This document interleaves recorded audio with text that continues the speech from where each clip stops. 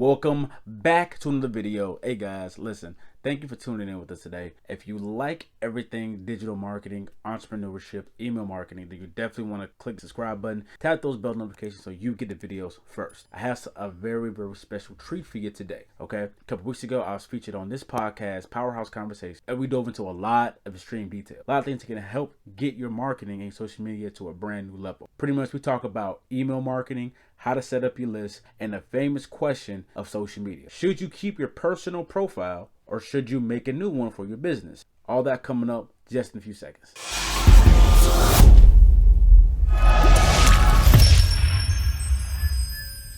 Hone in on the email marketing. So tell me about why you are very big on pro email marketing. I'm very big. It's not just email marketing, it's just building your own community outside of social media, right? Gotcha. Because we don't own social media, right? Mm-hmm. So like, let's say tomorrow Instagram says, hey, for you to post, it's gonna cost you $5 per post. Mm-hmm. What you gonna do if you don't have that $5 to post every day, right? You're gonna post it, or you're gonna. But if you didn't want to, guess what? Now you have 1,000 people in your email list. Y'all can our new thing gonna be TikTok, or like I'm just gonna keep giving value to y'all. Maybe make a Facebook group, bring people on a Facebook group. So you have options. The only thing you own is your email list. In your business, that's your biggest asset. Your customer list, contact list, email list. So the next thing I want to get into is for the ones that don't have an email list. How do you feel that is the best strategy to go about building that email list? Okay, so the best way to go about an email list, for one, you have to survey the audience you do have. So if you have, even if it's like 500 followers, validate your freebie, right? So that way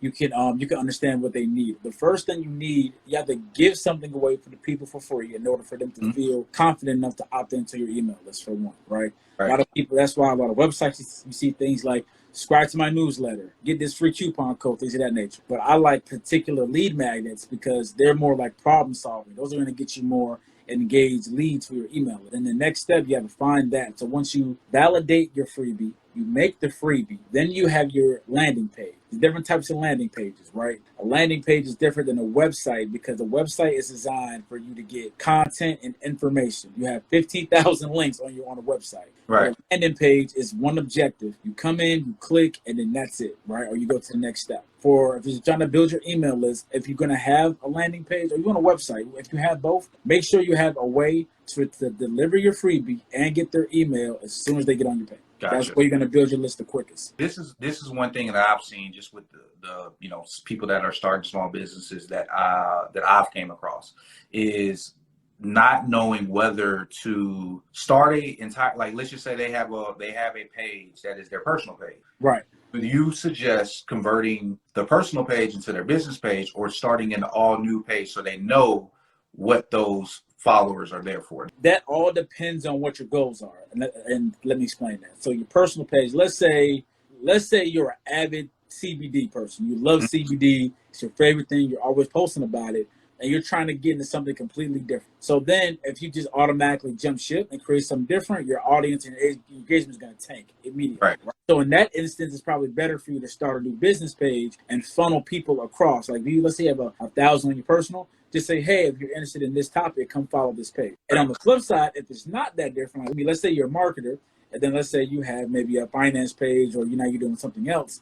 It's like, it just depends on how comfortable you are on just marrying the two together. So then you can just sprinkle it because people still like the real life content as well. It's just finding a way to entwine the two because as a personal brand, the thing about it is not more or less the product or service, it's more or less the person. Right. Do I like you enough to follow you wherever you go? So then once you get that solidified, then nothing else matters. And then once you have a solid email list, what's the strategy? What's that next strategy look like? So the strategy should have something called an email sequence. So the email sequence, it could be 3 to 7 automated emails that they're going to get the moment they subscribe to your list. So what happens, like day 1, they subscribe.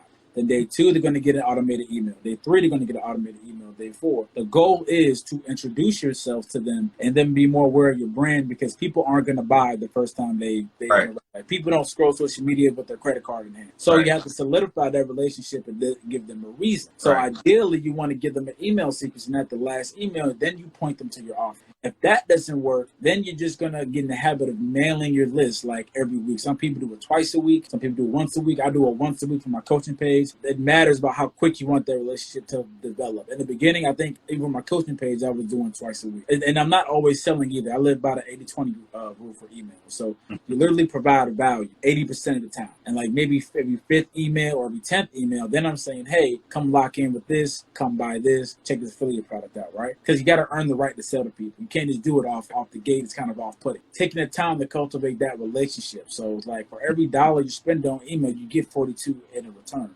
So that's why it's always best to, a lot of process to happen is going to be slow. You the only way to get it wrong is to not do it. All right, guys, you heard it first.